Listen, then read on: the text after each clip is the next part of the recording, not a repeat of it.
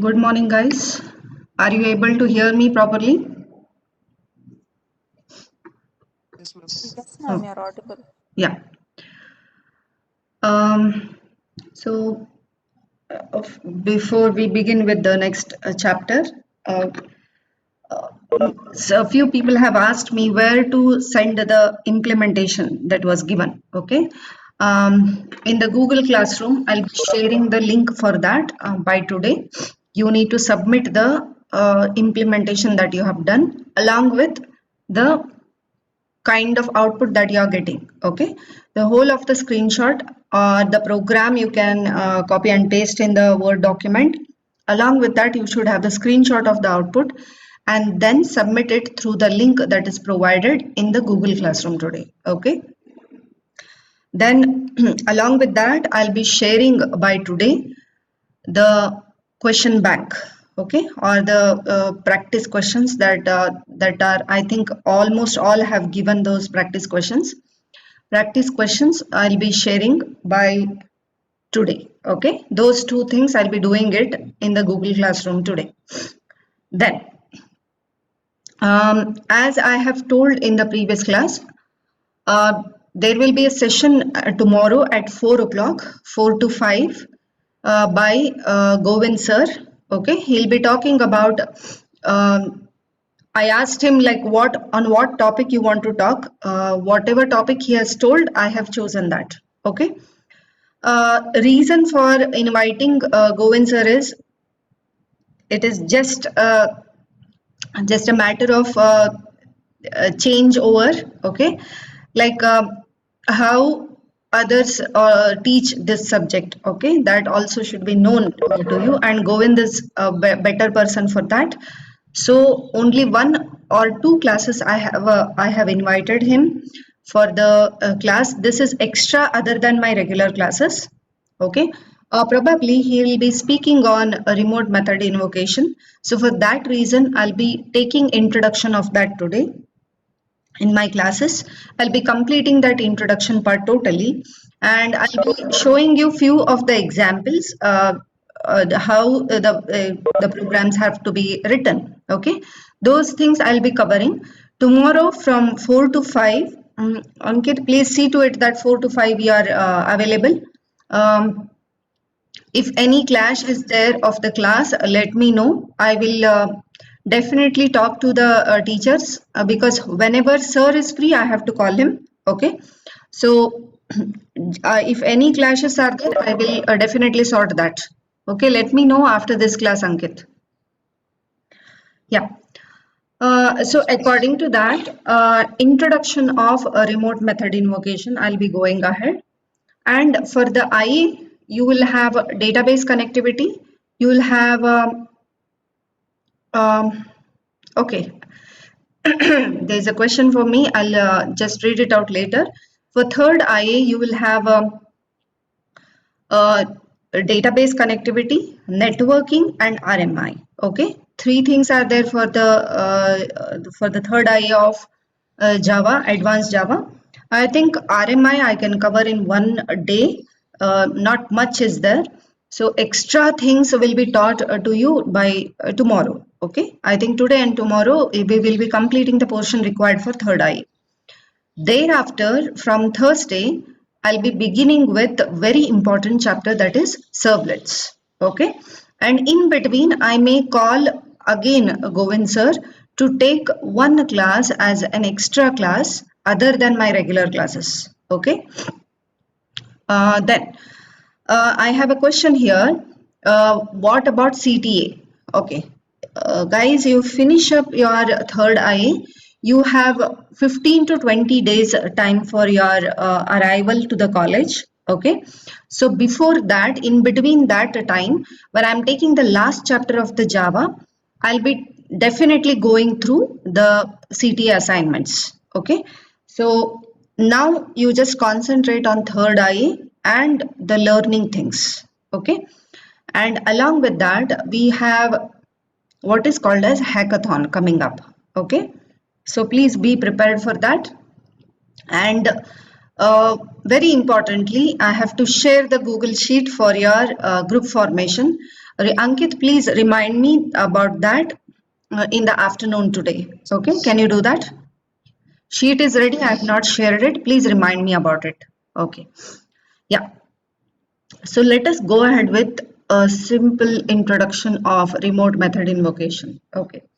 Now, before sharing the screen, does anybody or anyone has come to any kind of remote invocations? Have you ever come across remote procedure calls, something called as RPC? Okay, you have come across RPCs at any point?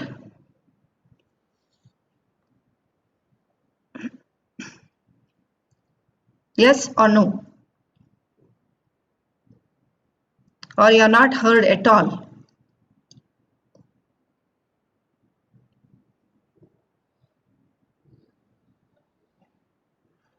No answers from your end.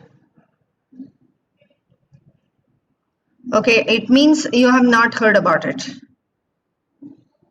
Heard about it, but don't know what is it. Okay. So you have seen simple client server architecture.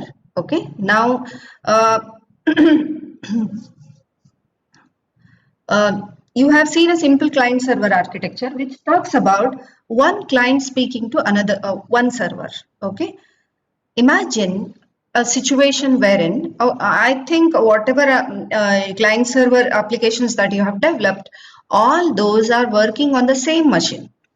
Okay, being in the local host, you are trying to have a communication established between a client and a server.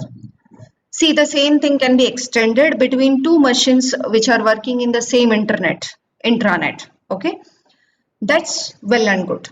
But now, if I want, you just imagine a situation where there are 100 clients available and there are thousands of servers available. When I have many instances of clients and servers and each working independently, I call them as remote things and they are available anywhere in the world. Need not be they are available in my own place. Okay. So this is an extension of or extensive implementation of client server architecture. The simplest client server architecture that we have spoken about is a socket programming. Okay, where we talk about one client reaching to another one server and that server reaching back to the client, or one client sending to two servers at a time. Well and good, not an issue. But you just imagine the situation which talks about any client in the intranet talking to any server in the whole of internet. Okay. I need not tell about internet as a whole. Uh, Before I continue, whether you know the difference between internet and intranet, first of all, only then you will understand it.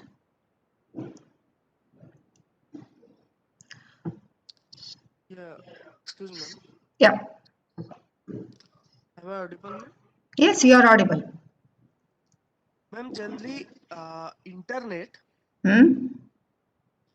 internet generally it is the internetwork, ma'am. Hmm? Means internet network means, ma'am, which helps us or to connect with different network. Means internetwork. Uh, internet is the means this int. Connection of multiple networks. Yes, ma'am. Connection of multiple networks. When I talk about intranet, it talks about, see, I'll give you an instance, then you will understand it better. Okay. You just imagine I have my machine in the computer science department. Okay. In the same computer science department, I would have got multiple machines connected to the same server or maybe to the different server. Okay. Now, okay, you have a DBMS server, you have system software server, okay, you have a different server for C programming in the same college. And when I want to put any your IA marks in the ad stock, I definitely have to come to college and enter it. Okay, I do not have access beyond my college hours or beyond the premise of my college. That is an application of an intranet. You have a limited accessibility. Within that amount of area where my local connection, network connection is available, only there my accessibility spans. Then I call it as intranet. Similar to your inter-college, intra-college. Okay. We have Fiesta going on every year in the college. Fiesta is intra-college. There is a competition among the groups who are there in the same college, belonging to different departments. Inter-college, when I talk about inter-colleges, our college winners will be competing with other college winners. Okay, so the same thing holds good here. When I'm having a communication established between a client and a server who both belong to the same network, that is called as intranet. But there may be a variation in such a way that client belonging to a subnetwork 1, server belonging to subnetwork 2. Another client belonging to subnetwork 3 may also communicate to subnetwork 1. This is what is intranet. It is available within a proper premise. It has a limited range. When I talk about internet, it is the whole world.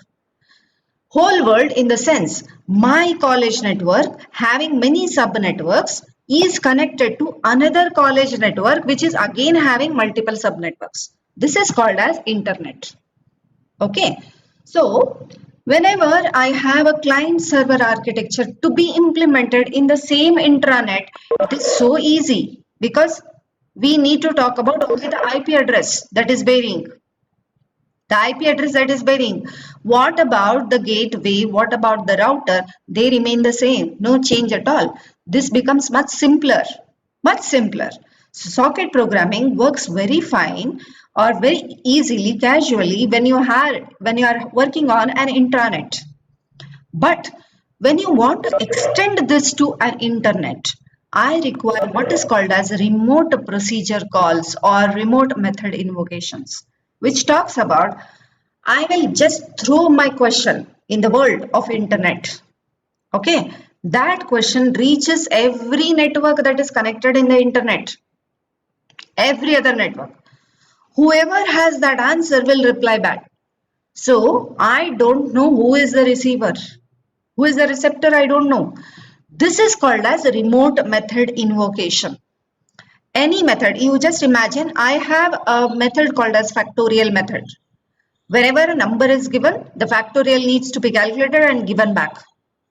And that factorial computation is available somewhere. I don't know where it is. Okay.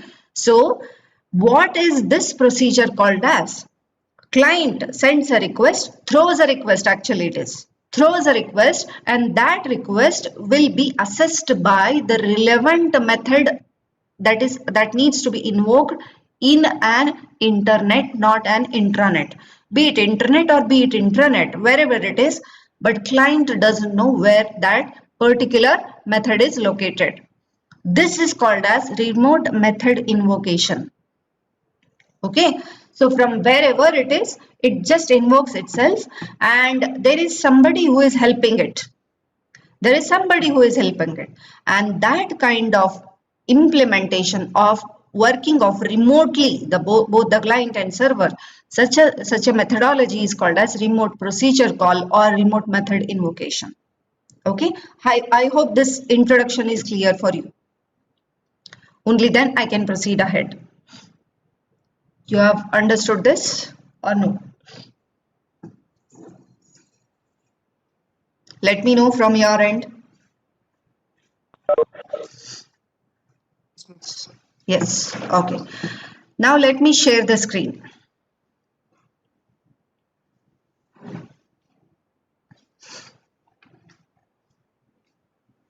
Okay. So I think all these things I have already covered in my explanation. I'll be skipping these slides. Okay. Now I'll go to this slide directly.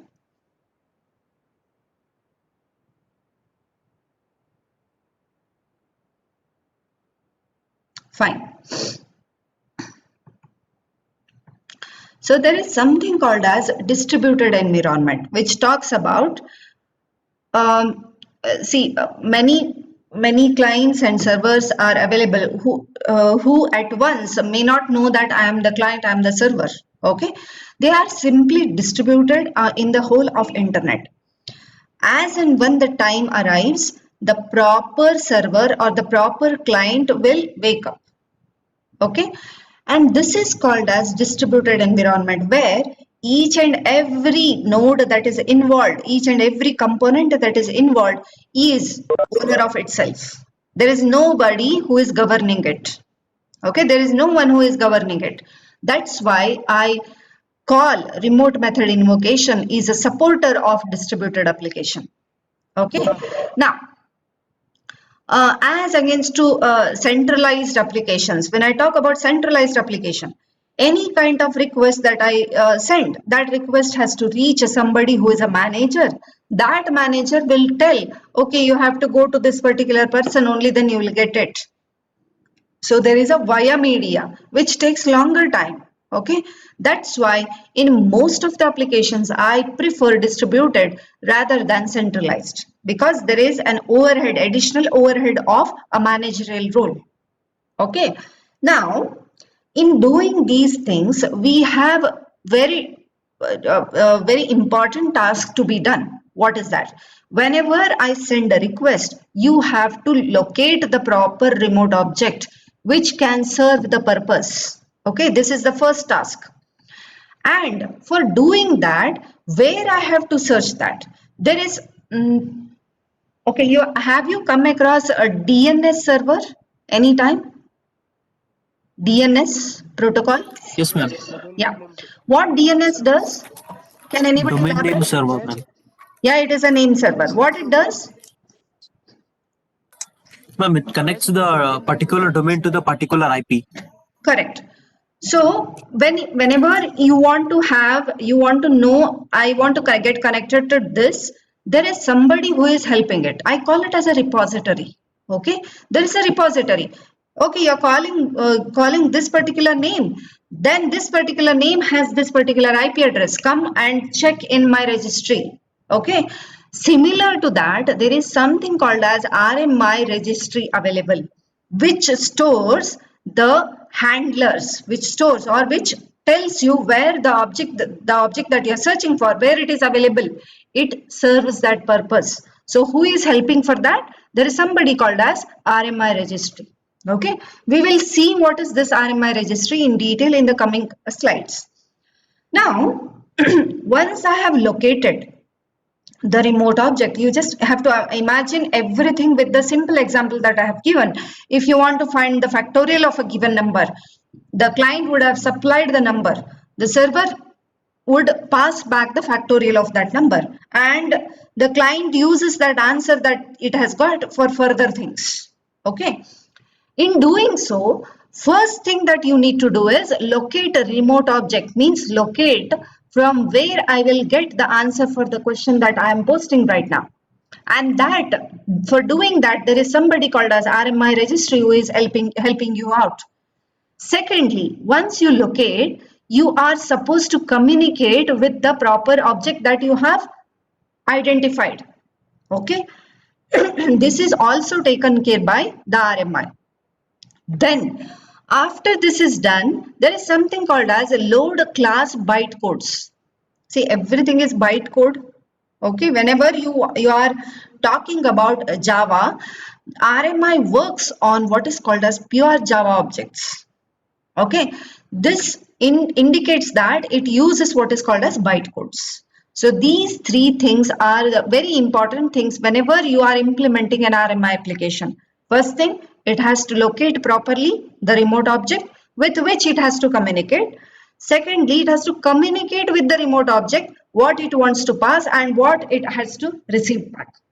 Then when you are talking about remote method that is being identified, that remote method's bytecode needs to be loaded properly in the JVM. Only then it works properly.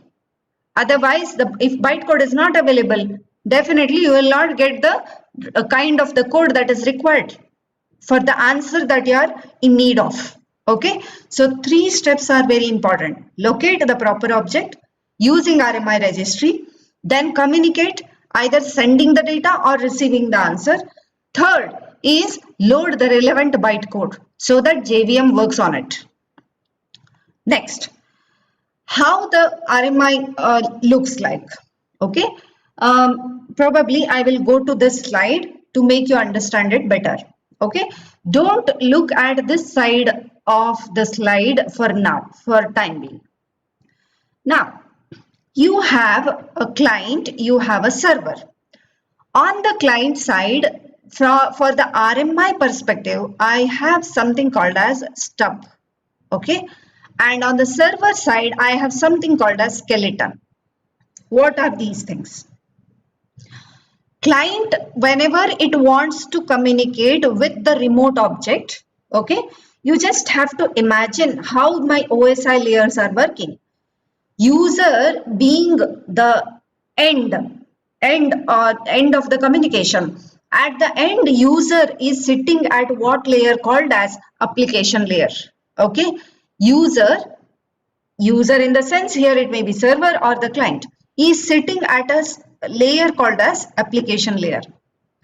Now there are two different things available, or one on the client side and another on the server side. I call them as gateways. I call them as gateways or via media. Okay, what do they do? Any computer networks explanation, when you see, you will have two sides. Okay, both the sides are marked by the layers of the network. Okay, similarly, client and server would look like this. There is client side having the different layers. There is a server side having the different layers. And between the session layer and the transport layer, between the session, before the session layer and the transport layer, there is something called as presentation layer, which talks about proper channeling of the data that needs to be done. So client, when it sends the request, the person who receives it is called as a stub. So it means it migrates from the application layer to the presentation layer. Then from there, there is something called as remote reference layer, which is called as the session layer. Session gets established. What is this session? This you will see in the last chapter of the Java very clearly. Okay, but for now, I will try to explain it for a while. What is this session meaning?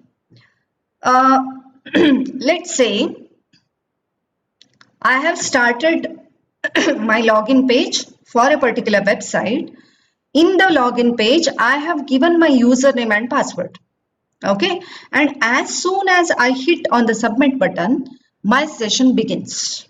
Okay, that particular user's session begins. If at the same time some other user has logged in from some other place, that person would have created his own session. And as soon as you press on logout button inside that website, the logout button would navigate back to the login page. Okay, so it means what? As soon as I press on the logout button, the session has to be killed or the session has to be expired. With the same session, you cannot go back. This is what is a session layer doing. It properly separates two different sessions. Okay, from this time to this time, this particular person was logged in. This is called as session management. Okay, and once this session management is done, next comes transport layer, network layer, all those things. That is not a botheration for me. There is something called as stub and a skeleton, respectively working on client and the server. What is the role of these things? Stub on the client side does the receiving of the request that is sent from the client and properly encapsulates it in the format in which it is required for the lower layers. And when it is doing that, it also makes sure that the session layer creates the session for this particular client server interaction. So this kind of reading the data from the client and sending in the format that is required from the lower layers, it is called as marshalling of the data. I'll repeat the word. This kind of wrapping around of the data that it has received from the client, and before sending to the lower layers, whatever encapsulation that is done, that is called as marshalling of the data.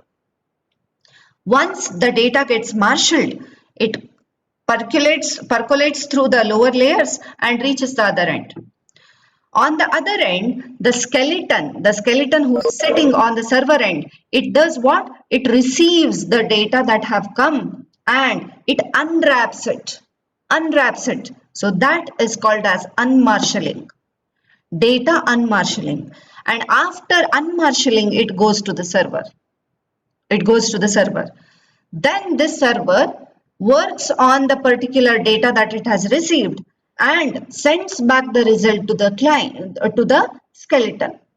Before reaching the client, it has to percolate through the different layers and then go to the client. This kind of session is managed by what is called as skeleton on the server side. And what this skeleton does, it again receives the data, processed data, and marshals it.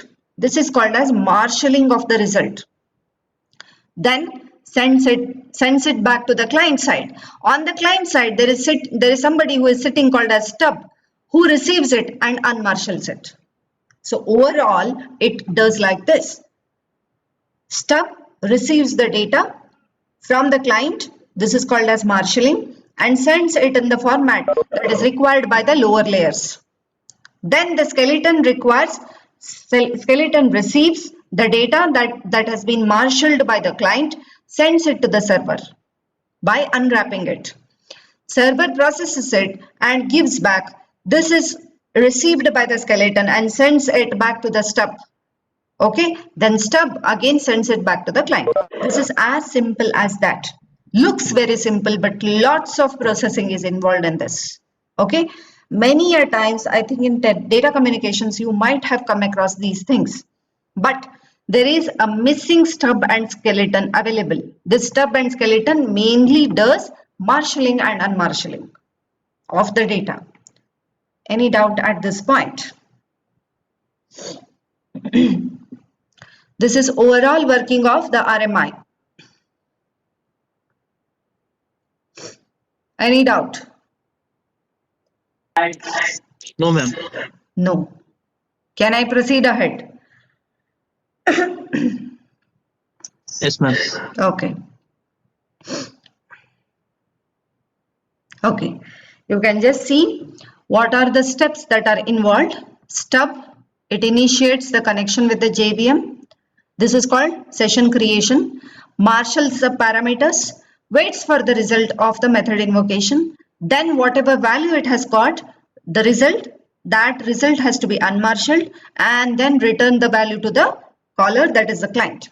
On the other side, server would be listening. So first task is the marshaled data has to be unmarshaled, unwrapping the parameters, then locates the method which can solve this problem. Then okay, the remotely identified object initiates the method, does the implementation, then receives the result, marshals the return value, and on the other hand, the stub who is waiting for the result will unmarshal the result.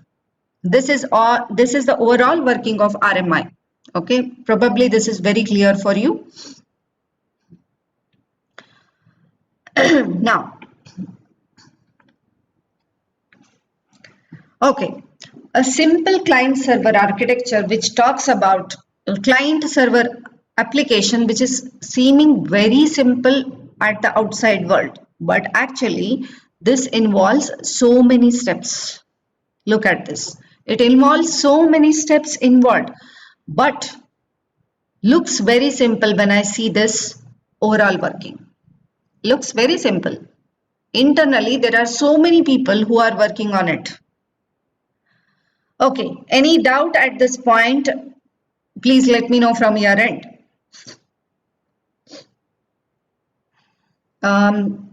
May I have Iranna? Yes, ma'am. Last class you had asked for What is that? There was an error in Yes, the ma'am. database connectivity, whether it is solved or not. Yes, ma'am. It was my Eclipse problem, ma'am. Like I reinstalled it now. Okay, yeah. Thank you, ma'am. Then how about others? Are you able to solve that problem which I had given? Or still you have not tried?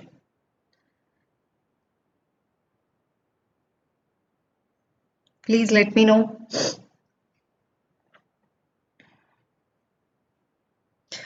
Okay, can I have Ankit and Ramya unmute? Yes, ma'am. Yes, ma'am. Okay, shall we have one every week one class where you people are giving the presentation on the topics that I'll give? The thought topics or the new topics, ma'am? Taught topics. Yes, ma'am. That's okay. How about Ankit? Yeah, I'm ready, ma'am. You are ready, man. You have to ask your friends. Ma'am, I'll let you know by evening, ma'am, by Yeah. asking everybody. Please ask them whether that will be convenient, because you can take it as a kind of practice, first of all, and you can take it as a chance to showcase your communication skills. Yes, ma'am. Okay. Uh, the whole class, please listen to it. I'm thinking of doing this kind of exercise. Already taught things, you can pick any one of the topic among the topics that I'll be floating, and talk for 5 to 10 minutes. That's it, not more than that. Don't take my whole class, please. It's a request. Take 5 or 10 minutes of time and do the presentation on that. Will that be okay? You please let me know by evening, today evening. Okay, Yes, you finish off your third IA. Now, I know that your IA is also not so important for you, because anyways you are copying and doing, so that doesn't put any load on you, actually speaking. Well, I have requested one of our alumni, okay, probably he's from 2011 batch, who has completed 9 years before his engineering. He has promised me that he will be giving a problem statement for your hackathon question. Okay, for the hackathon that I have announced in the class, he will be giving a problem statement upon which you will be working. Okay, that may involve generics, that may involve exceptions, that may involve threads. Okay, even that may involve any kind of collection class that you have studied. Okay, all those things will be there as part of that one problem. That one problem covers most of the things.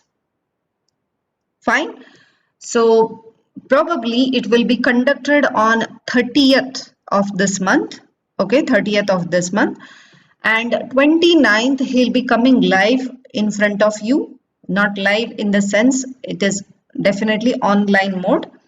He'll be coming live and he will try to explain the thing that is required for that problem statement that he is going to give.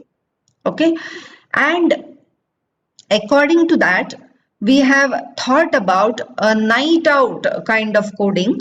Okay, I'll be posting that question by 7 o'clock in the evening. I'll be posting that. Probably he'll be explaining, not posting. He'll be explaining the requirements to you in this evening 7 o'clock. Okay, and you will be given time till next day 10 o'clock. Next day 10 o'clock. So it is almost a night out kind of coding, which we would have done physically here if you were here in the college. Okay. Anyways, we are missing all those physical classes. Definitely, it would have been a very nice, fun event, which we could have enjoyed a lot together. We used to do that night out coding for all branches, common to all branches. Using C, we used to do it. And we faculty members used to sit in front, like nobody is there to control you people. You are accessible to any of the resources. You can either search in the internet, you can refer any book that you want, whichever source you want to refer, you can refer. It is something like that. Definitely, in that sense, there is no control over you. So we faculty members used to sit in the labs, CCF. Okay, in the CCF we used to sit in the labs. Myself, Govind sir, Anand Pashupatimat sir, we three used to sit in the labs, and all others would be coding. Okay, we would be watching the movies throughout night. So those days we have enjoyed them like anything. But now, due to that insignia, the one event, most of you would hit me back. Due to that one event insignia, it has changed our lives like anything. Okay, the college people now, they are not letting us to do any other extra technical thing other than that insignia. They are not allowing us. Like we conduct some competition, we don't give any prizes, it doesn't sound good. Okay, we used to get around 10 to 12,000 of money for night out coding, and that 12,000 we used to divide among the winners. That was how we used to conduct night out coding. But due to that insignia, now we are not allowed to conduct even a single thing extra other than the insignia related activities. It has spoiled our department like anything. So we just want to have that previous culture come back in the department, and with that intention I have initiated this hackathon, nothing else other than that. Okay, and even uh, I have thought like whatever problem statement that is given, whichever programming language you want, you can use. Okay, even that kind of freedom we are giving. But we prefer definitely Java coding. But if you are thorough with C rather than Java, definitely you can go ahead with any C or C++ coding. Okay, this is the intention with which I am doing that. I hope that you all are ready for that. And next semester, when you are there in the college, definitely I will conduct one more such event which talks about true night out coding, where we all will sit together in the labs. Okay, you will be doing your stuff, we will be doing our stuffs. Okay, all of us are ready to do that. Fine. So with this background, let me just continue with the things. Whether your groups are ready, please let me know.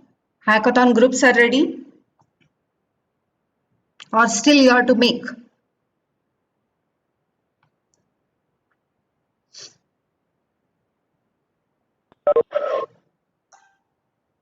You can very well go ahead with your mini project groups, not an issue for us. Okay, very well you can go ahead with mini project groups. I don't have any issue at all for that.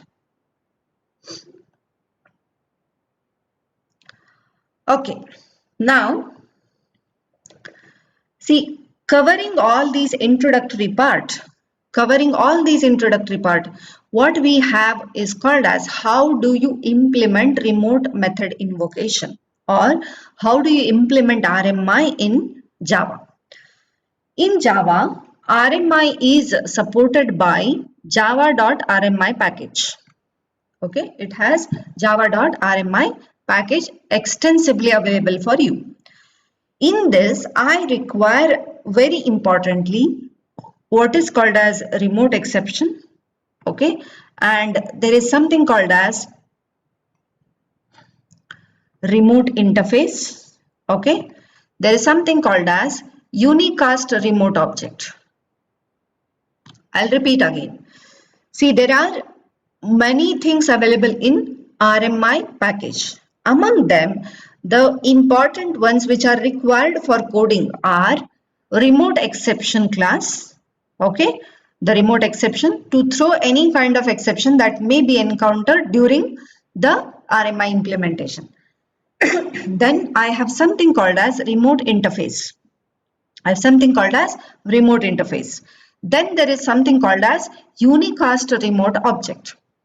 These three things are crucial. Okay. When I talk about remote, it is an interface which is available already in RMI. I need to go for an implementation of an interface. Why this interface creation is required? Okay, before I continue, see how the things are going on. The steps go like this. First of all, I need to create an interface in the repository. Who is the repository? RMI registry. Okay. I need to create an interface which contains the different methods that are implemented by, that may be implemented by the remote object, which I'll be calling later. So the class that I'm going to create, that must have the implementation of the methods that are being declared in the remote interface. Why these methods are required? Why remote interface is required? Why an interface creation is required? First of all, can anybody tell me in general terms, what is the need of an interface? Ma'am, user's interface means user interact with the system. It is not user interface I'm asking. Java's interface I'm talking about. Interfaces and packages. Why do I require interface?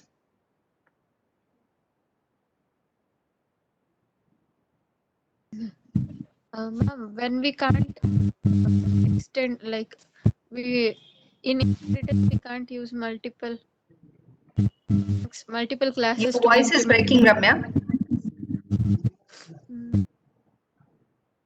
Yeah, now you can go ahead.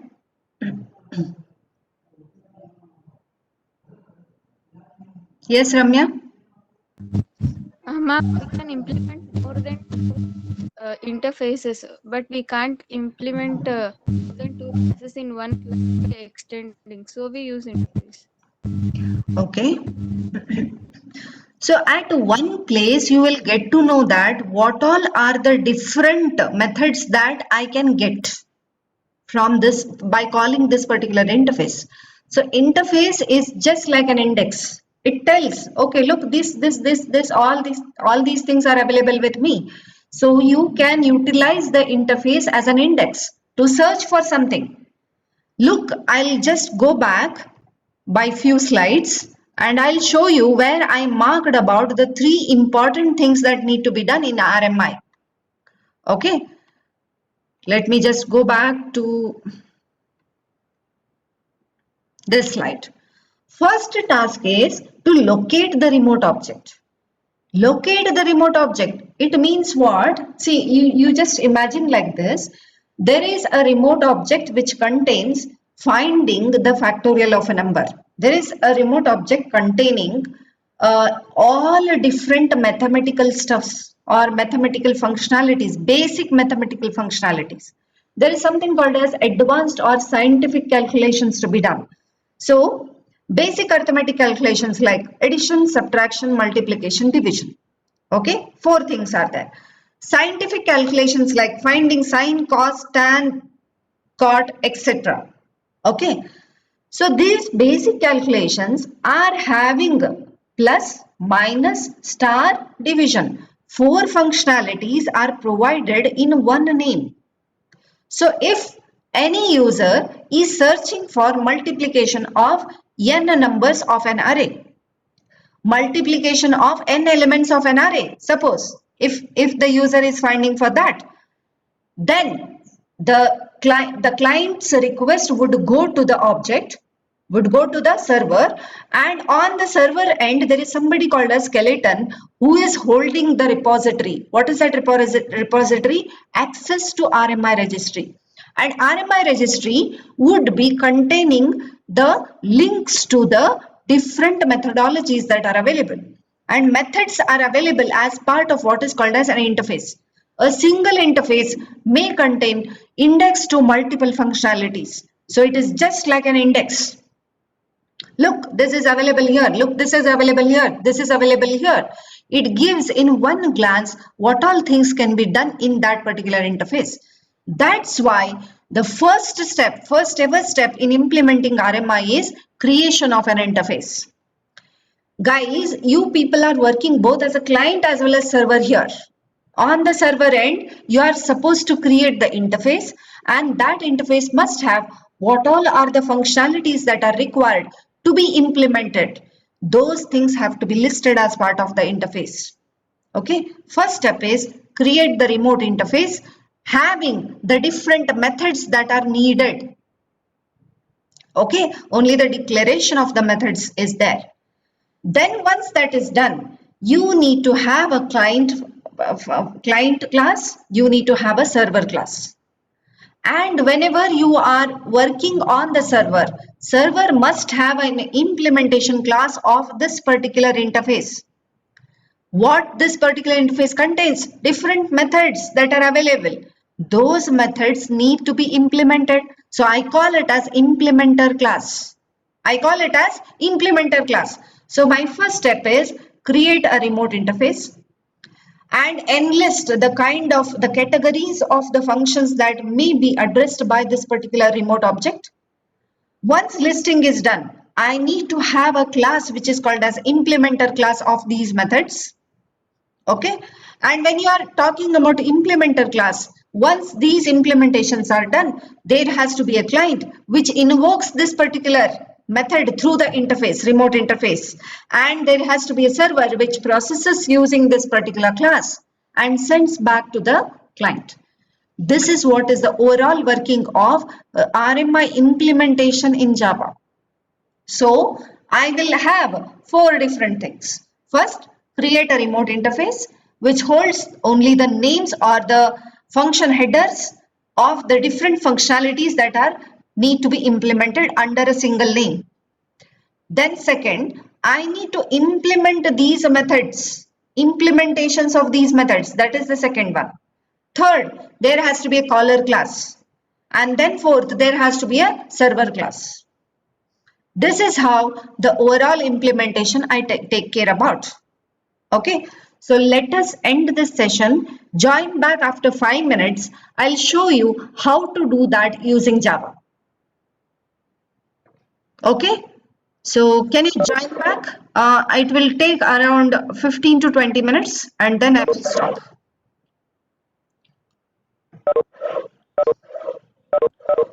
Yes, ma'am. Okay, join back after 5 minutes.